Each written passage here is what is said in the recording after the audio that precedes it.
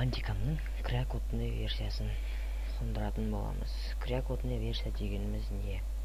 Крякотный версия дегеніміз ол бандикам мысалға сіз бандикамды жазып аласыз официальный сайтынан, бірақ үстіне bandicam.com деп мынандай жерде жазып шығып тұрады. Және де видео 10 минуттан асып болуы қажет. Мен білетін болсам, олай мына жерден жазып шығып тұратын болса сіздерге ыңғайсыз болады. Барлығына ыңғайсыз болады.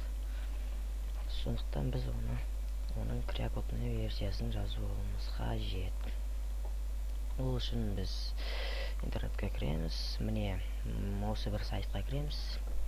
Бұл сайтты мен видеоның астына қалдырып кетемін. Және кіресіздер, астыға қарай түскенде скачать деген болады. Скачать басасыздар. Торрент болса торрентпен жазып аласыздар. Бұл торрент файл. Торрентпен жазып аласыздар. Сосын мынандай бандикам финал бірінші жазылып тұрады. Кіресіздер. Бандикам ұстан жетесіздер. Сосын ұстан жетіп болғаннан кейін кеймакер маз деп тұр. Міне сол файлға кіресіздер. Кеймакер эксе запустить. Сосын мына жерге сіздердің Google-дағы немесе Mail.ru-дағы аккаунтыңызды жазасыздар. Регистрді басасыздар. Болды. Бетіне бірінші шығу керек. Окты басасыздар. Өздері болады.